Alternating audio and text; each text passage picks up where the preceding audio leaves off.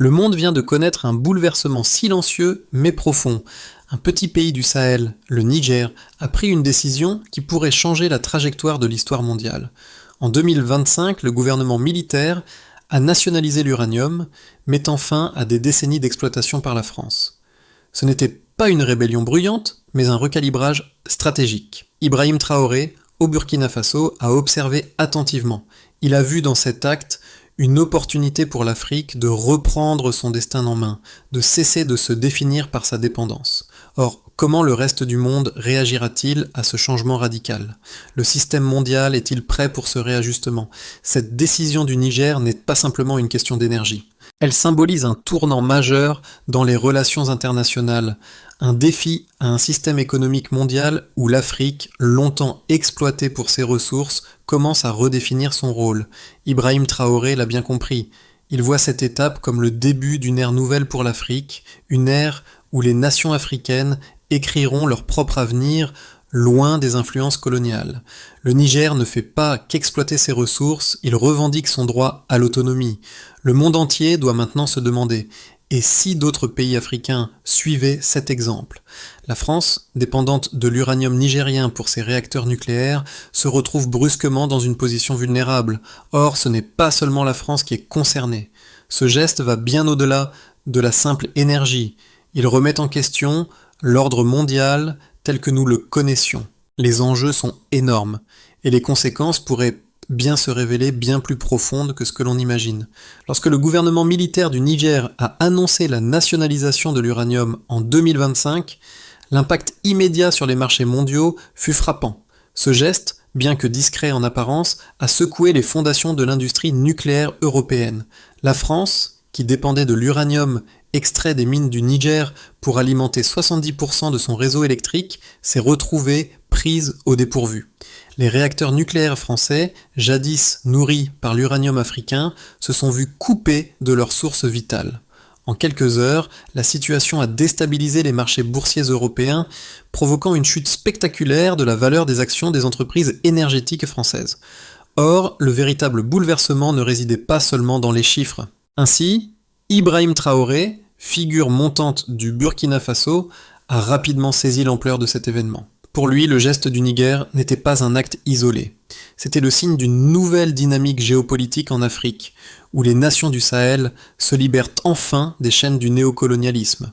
Le Niger, en reprenant le contrôle de ses ressources naturelles, envoie un message clair.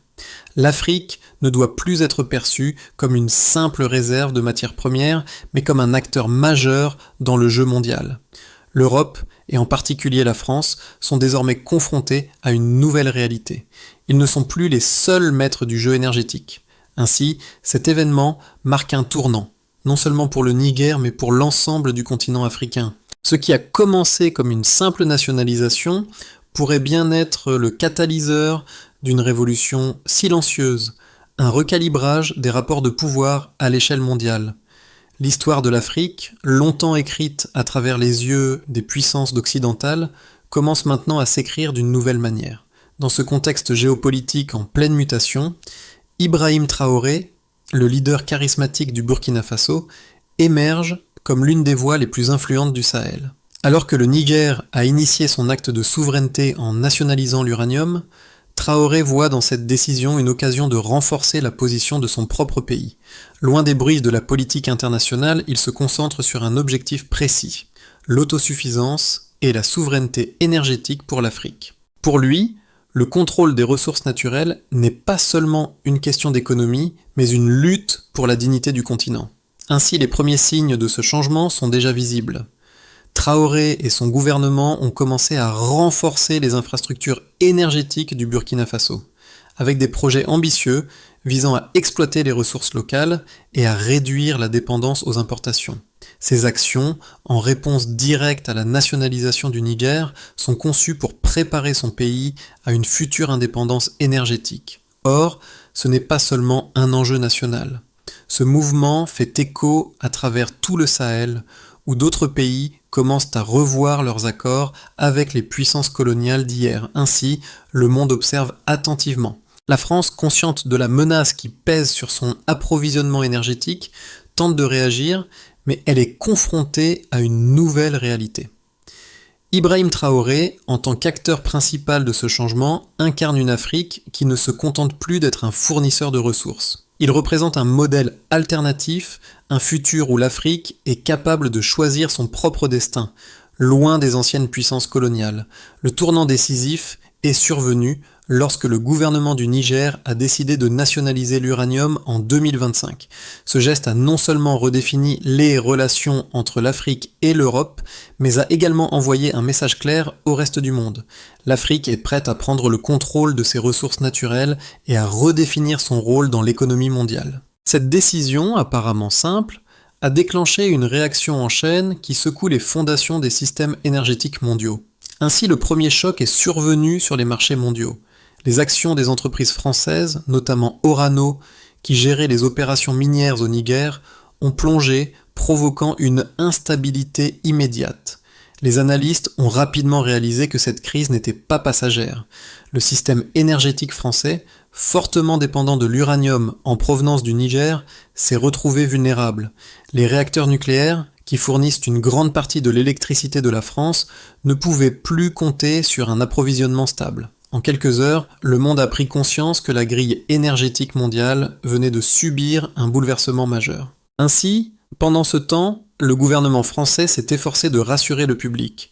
Les négociations étaient en cours, disait-il. Or, dans les coulisses, la panique était palpable. Le ministre de l'énergie français a tenu des réunions d'urgence avec des experts, cherchant des solutions alternatives pour compenser la perte d'accès à l'uranium. Or, les options étaient limitées.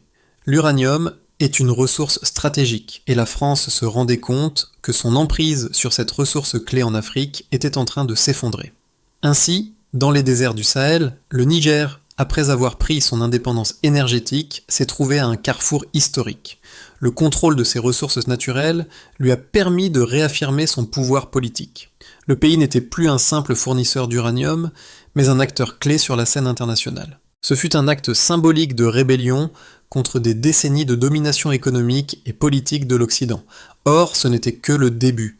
D'autres nations africaines, inspirées par cette démarche, ont commencé à réfléchir à la manière de reprendre le contrôle de leurs ressources naturelles. Ainsi, le Burkina Faso, sous la direction de Traoré, a été l'un des premiers à réagir. Le pays a annoncé qu'il commencerait à renforcer son secteur énergétique et à investir dans des technologies alternatives pour assurer une indépendance énergétique similaire à celle du Niger. Traoré, bien que ne disposant pas des mêmes ressources, a vu dans ce mouvement une opportunité de renforcer sa position au sein de la région. L'objectif était clair, l'Afrique ne doit plus être une zone d'exploitation, mais un acteur central dans le commerce mondial des ressources naturelles. Ainsi, le Sahel, longtemps considéré comme une région périphérique du monde, se transforme ainsi en un épicentre de la politique mondiale. Les nations du Sahel, en particulier le Niger et le Burkina Faso, préparent un nouveau cadre économique fondé sur la souveraineté. Or, ce ne sera pas sans défi. L'Europe, et en particulier la France, continueront à résister à cette nouvelle dynamique, cherchant des moyens pour récupérer leur emprise sur les ressources africaines. Pour autant, l'heure des concessions est révolue. Ainsi, Ibrahim Traoré, dans son rôle de leader visionnaire, ne se contente pas d'observer. Il agit. Il voit dans ces événements non pas une menace, mais une occasion unique de remodeler le futur de l'Afrique. L'implication du Burkina Faso dans la réforme énergétique et la promotion de la souveraineté économique est un modèle que d'autres nations pourraient suivre. Le message est clair, l'Afrique est prête à écrire son propre avenir. Le geste audacieux du Niger, en nationalisant son uranium, n'a pas seulement marqué un changement politique et géopolitique, il a également eu un impact économique immédiat, mesurable, par plusieurs indicateurs clés. Dans les 24 heures qui ont suivi l'annonce, le marché boursier français a connu une chute dramatique de 7% dans le secteur de l'énergie, en particulier dans les actions des entreprises telles qu'Orano, responsable de l'exploitation de l'uranium au Niger. La valeur des actions a baissé de près de 5 milliards d'euros, ce qui témoigne de la dépendance de la France vis-à-vis de l'uranium nigérien. Ainsi, l'impact ne se limite pas à la bourse. Selon les données du marché de l'énergie, la France a perdu environ 10% de ses capacités nucléaires en quelques jours, car plusieurs réacteurs qui dépendaient directement de l'uranium nigérien ont dû être mis à l'arrêt temporairement. Cela a entraîné une hausse immédiate des prix de l'électricité, qui ont augmenté de 20% dans certaines régions de l'Europe, affectant directement les consommateurs. La dépendance de la France à l'uranium du Niger, qui représente 70% de ses besoins, a mis en évidence la vulnérabilité de son système énergétique face à cette rupture inattendue. Ainsi, en parallèle, les pays africains, notamment le Niger et le Burkina Faso, ont vu des effets positifs dans leurs économies. Le prix de l'uranium a doublé sur les marchés mondiaux après la nationalisation du Niger, ce qui a permis à ce dernier de renforcer ses coffres publics et d'investir dans des projets d'infrastructures à grande échelle. Selon les prévisions économiques, le Niger pourrait générer près de 3 milliards de dollars de revenus supplémentaires en 2025, grâce à la hausse du prix de l'uranium et à la prise en charge directe de ses ressources. Ce revenu supplémentaire est destiné à financer des projets de développement dans des secteurs cruciaux tels que l'éducation, la santé et l'infrastructure énergétique. Ainsi, le Burkina Faso, sous la direction d'Ibrahim Traoré, a également entamé des réformes qui portent déjà leurs fruits. Le pays a annoncé des projets d'exploitation de ses propres ressources minérales et énergétiques visant à réduire sa dépendance à l'extérieur. Selon les premières estimations, ces projets pourraient générer des milliards de dollars de revenus supplémentaires pour l'économie burkinabé au cours des prochaines décennies. Traoré a clairement indiqué que son objectif est de faire du Burkina Faso un leader en matière d'autosuffisance énergétique en Afrique de l'Ouest. Ainsi, les résultats de ces actions sont déjà mesurables. En 2025, le Niger a réduit de 25% sa dépendance à l'importation d'énergie, tandis que le Burkina Faso a vu une réduction de 10% de sa consommation d'énergie importée grâce à ses investissements dans des solutions énergétiques locales et durables. Ces progrès montrent clairement que l'Afrique peut se libérer des chaînes de la dépendance énergétique et amorcer une transition vers un modèle de développement durable et souverain. Ainsi, les chiffres sont là pour soutenir cette transformation. L'impact de la nationalisation de l'uranium, couplé aux initiatives de souveraineté énergétique menées par des leaders comme Ibrahim Traoré, marque le début d'une nouvelle ère pour l'Afrique. Les nations africaines prennent enfin le contrôle de leurs ressources naturelles, réécrivant leur propre avenir économique tout en défiant l'ordre mondial établi. L'initiative du Niger de nationaliser son uranium, bien que perçue comme un acte de défiance envers les puissances coloniales, a suscité une réaction diverse parmi les analystes et les experts économiques. D'un côté, certains y voient un acte de souveraineté indispensable, un modèle pour les autres nations africaines.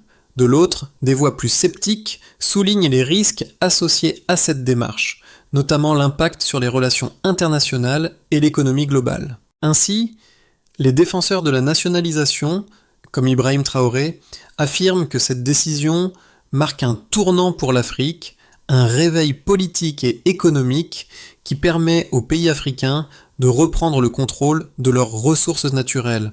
Selon eux, ce geste n'est pas seulement une victoire contre l'exploitation des ressources naturelles, mais aussi un signal envoyé aux puissances occidentales qu'elles ne peuvent plus dicter les règles du jeu économique.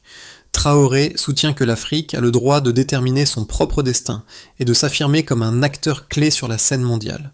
Ce mouvement pourrait bien inspirer d'autres pays du continent à suivre cet exemple et à réclamer leur indépendance énergétique et économique. Ainsi, pour autant, les critiques avancent que cette nationalisation pourrait être perçue comme une rupture brutale avec des partenaires économiques de longue date, en particulier la France, et pourrait avoir des répercussions négatives sur la stabilité de la région. Certains experts estiment que la perte d'accès à l'uranium nigérien pourrait entraîner des perturbations économiques non seulement pour la France, mais aussi pour le reste de l'Europe, qui dépend largement de l'approvisionnement énergétique du Sahel. De plus, certains craignent que cette nationalisation ne soit que le début d'une série de décisions unilatérales qui risquent de créer un climat d'incertitude et de méfiance dans les relations internationales. Ainsi néanmoins, il est important de noter que le Niger et d'autres nations africaines ne sont pas isolées dans ce processus. La Chine et la Russie, par exemple, ont déjà montré un intérêt croissant pour les ressources africaines et ont établi des partenariats stratégiques avec plusieurs pays du Sahel. Ces relations bilatérales pourraient bien offrir aux pays comme le Niger et le Burkina Faso les soutiens nécessaires pour compenser la perte de partenariats traditionnels avec l'Occident. Les nouvelles alliances stratégiques pourraient donc jouer un rôle déterminant dans la réorientation géopolitique de la région. Ainsi, la question demeure cependant, la nationalisation de l'uranium et d'autres ressources sera-t-elle réellement bénéfique pour l'Afrique à long terme ? Si le contrôle de ces ressources conduit à une meilleure indépendance économique et énergétique, il est essentiel que les pays africains parviennent également à garantir la transparence, à éviter la corruption et à assurer une gestion efficace de ces richesses pour le bien-être de leur population. Au cœur de cette dynamique, un élément clé a émergé, la perception mondiale du Niger et du Burkina Faso comme des modèles de souveraineté et d'indépendance. L'action du Niger a résonné bien au-delà de ses frontières, attirant l'attention des autres nations africaines qui ont longtemps été perçues comme des ressources vivantes, mais non maîtresses de leur destin. La décision du Niger, loin d'être une simple initiative isolée, a été perçue comme un signal puissant de la fin d'une époque de dépendance. C'est là que réside la véritable révélation de cette crise. L'Afrique, jusque-là exploitée pour ses ressources, peut désormais en être le maître. Ainsi, le rôle d'Ibrahim Traoré dans cette transition est central. Il a vu dans cet événement non seulement un acte de réclamation des ressources naturelles, mais un changement fondamental dans les relations internationales. L'Afrique, selon Traoré, est désormais en mesure de définir ses propres règles, ses propres termes et son propre avenir. Ce changement de paradigme est bien plus qu'une simple victoire économique. Il symbolise la montée en puissance d'un continent prêt à affirmer son autorité sur la scène mondiale. Les répercussions de la nationalisation de l'uranium par le Niger se font sentir bien au-delà des frontières de ce pays. Dans les mois qui ont suivi cette décision historique, plusieurs pays africains ont commencé à réévaluer leurs relations avec les puissances occidentales, et l'impact économique et géopolitique a été profond. Ainsi, tout d'abord, la France, qui dépendait depuis des décennies de l'uranium nigérien pour alimenter ses réacteurs nucléaires, a vu ses coûts énergétiques augmenter de manière significative. En réponse à cette crise, le gouvernement français a dû intensifier ses efforts pour diversifier ses sources d'approvisionnement en énergie, mais sans grande réussite immédiate. L'incapacité à se libérer de cette dépendance a mis en lumière la vulnérabilité des économies occidentales face à la gestion des ressources naturelles africaines. Dans un contexte où la transition énergétique est devenue une priorité, la situation du Niger a créé une pression supplémentaire sur la France pour repenser ses stratégies de sécurité énergétique. Ainsi, l'impact ne s'est pas limité à l'Europe. Le prix de l'uranium a explosé sur les marchés mondiaux, atteignant des niveaux jamais vus auparavant. Cette hausse a permis au Niger de générer des revenus supplémentaires qui ont été investis dans des projets d'infrastructures clés, notamment dans l'éducation et la santé. Ce phénomène a eu un effet domino dans d'autres pays du Sahel, qui ont vu dans cet exemple une opportunité de prendre en main leurs ressources naturelles et de les utiliser pour améliorer le bien-être de leur population. Le Burkina Faso, sous la direction d'Ibrahim Traoré, a pris des mesures similaires pour renforcer son secteur énergétique et réduire sa dépendance aux importations. Ainsi, l'Afrique, qui a longtemps été considérée comme une zone de vulnérabilité et de dépendance, se réveille progressivement en tant que force économique de plus en plus indépendante. Les nations du continent, en particulier celles du Sahel, ont commencé à se positionner comme des acteurs économiques et géopolitiques incontournables. L'exemple du Niger a démontré qu'un petit pays, avec des ressources naturelles stratégiques, pouvait renverser les rapports de force traditionnels et redéfinir les règles du jeu mondial. Le pouvoir économique de l'Afrique commence à se déployer de manière inédite, avec des leaders comme Ibrahim Traoré qui préparent le terrain pour une nouvelle ère de prospérité. Ainsi, pour autant, cette évolution n'est pas sans défi. Les pays africains doivent maintenant faire face à la nécessité de renforcer la transparence, d'éviter la corruption et de garantir que les bénéfices de cette indépendance énergétique profitent à l'ensemble de la population. Les investissements dans les infrastructures doivent être suivis de près pour éviter que les ressources naturelles ne soient à nouveau accaparées par des élites locales ou internationales. L'avenir de l'Afrique dépendra de sa capacité à maintenir cette dynamique et à l'étendre au-delà du secteur énergétique. Ainsi, les rapports de force mondiaux sont en train de changer. Les grandes puissances, confrontées à une Afrique plus assertive, devront ajuster leur stratégie et accepter une redistribution du pouvoir économique. Le Niger, le Burkina Faso et d'autres nations africaines pourraient bientôt jouer un rôle central dans la redéfinition de l'ordre mondial, avec des conséquences profondes pour les relations internationales et la gouvernance économique globale. Les 6 à 12 prochains mois seront cruciaux pour évaluer l'impact réel de la décision du Niger de nationaliser son uranium et les mouvements qui en découlent à travers l'Afrique. 3 scénarios principaux émergent concernant l'avenir de cette initiative et ses répercussions sur le continent et au-delà. Ainsi, scénario de base pessimiste. Dans ce scénario, les tensions géopolitiques et économiques s'intensifient. La France, l'Union européenne et d'autres puissances occidentales imposent des sanctions économiques et diplomatiques au Niger et à ses alliés, dans une tentative de reconquérir leur emprise sur les ressources naturelles africaines. Ces pressions pourraient entraîner une instabilité politique interne au Niger et dans d'autres pays du Sahel. Le Burkina Faso, sous Ibrahim Traoré, pourrait également se retrouver sous pression, les investissements étrangers dans la région diminuant. Pour autant, malgré ces défis, l'Afrique pourrait réussir à maintenir ses initiatives de souveraineté énergétique, bien que les résultats économiques immédiats ne soient pas aussi favorables qu'espérés. Ainsi, scénario optimiste. Dans ce scénario, les nations africaines, inspirées par l'exemple du Niger, forment une alliance économique plus forte, renforçant la coopération intra-africaine. Le Niger et le Burkina Faso, soutenus par la montée en puissance d'autres pays du Sahel, parviennent à sécuriser des accords économiques alternatifs avec la Chine, la Russie et d'autres partenaires mondiaux, leur permettant de contourner les sanctions de l'Occident. Les investissements dans les infrastructures énergétiques et les secteurs essentiels tels que l'éducation et la santé commencent à porter leurs fruits, avec une amélioration notable du niveau de vie pour la population. Cette réussite énergétique et économique pourrait alors être un catalyseur pour un nouveau modèle de développement africain, un modèle plus indépendant et centré sur le bien-être des populations. Ainsi, scénario du pire, catastrophique. Ce scénario envisage une instabilité majeure où la nationalisation de l'uranium par le Niger entraîne des conséquences négatives non seulement sur le plan économique, mais aussi géopolitique.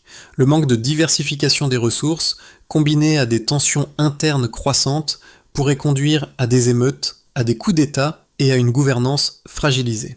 La communauté internationale, notamment l'UE et les États-Unis, pourrait intensifier son opposition, imposant des sanctions économiques sévères qui étouffent encore plus l'économie de la région. Cela aurait pour effet de ralentir les investissements dans la région et de compromettre les progrès réalisés dans la transformation énergétique. La situation de dépendance à l'égard des ressources naturelles pourrait se maintenir, avec un retard dans la transition vers une indépendance énergétique durable. Ainsi, ces scénarios mettent en lumière l'incertitude qui plane sur l'avenir de l'Afrique face à cette révolution énergétique. Les choix des dirigeants africains, notamment Ibrahim Traoré, détermineront dans quelle mesure le continent pourra tirer parti de cette nouvelle dynamique géopolitique. Les 6 à 12 prochains mois seront donc déterminants pour évaluer si l'Afrique peut réellement transformer ce tournant historique en un progrès durable ou si elle sera confrontée à des obstacles qui ralentiront sa trajectoire. Alors que l'Afrique prend peu à peu le contrôle de ses ressources naturelles et de son avenir énergétique, il est essentiel de se demander quel rôle joue chaque individu dans cette transformation. Le changement ne se limite pas aux politiques de gouvernement ou à des décisions économiques prises par des leaders comme Ibrahim Traoré. Il s'agit aussi de la manière dont chaque citoyen, chaque consommateur et chaque investisseur réagit à cette évolution mondiale. Nous sommes à un point tournant où l'Afrique, qui a longtemps été un simple spectateur dans l'arène géopolitique, commence à réécrire ses propres règles. Ainsi, ce processus de réappropriation des ressources, tel qu'incarné par la nationalisation de l'uranium, n'est pas un acte isolé, mais un appel à l'action pour tous ceux qui croient en un monde plus juste. L'Afrique, qui a toujours été perçue comme une victime des puissances économiques mondiales, est en train de redéfinir son rôle en tant que maître de ses propres destinées. Et ce changement, bien que significatif, nécessite un soutien de tous. Il ne s'agit pas uniquement de suivre les leaders, mais de participer à cette transition en tant qu'individu responsable, en soutenant des initiatives qui promeuvent l'autosuffisance, l'innovation et la souveraineté. Ainsi, pour ceux qui vivent en Afrique, cela signifie soutenir les efforts locaux pour renforcer les infrastructures et encourager l'indépendance énergétique. Pour le reste du monde, c'est un appel à repenser les modèles de coopération et de partenariats internationaux. L'Afrique n'est plus à la périphérie de l'histoire mondiale, elle est en train de prendre son juste place au centre et il appartient à chacun de nous de participer à ce voyage. La question est maintenant, sommes-nous prêts à soutenir ce mouvement global pour une Afrique indépendante et prospère ? Pour que l'Afrique puisse réellement tirer profit de sa souveraineté énergétique et économique, un plan stratégique clair et solide est nécessaire. Le premier pas vers ce changement est la consolidation de l'indépendance énergétique.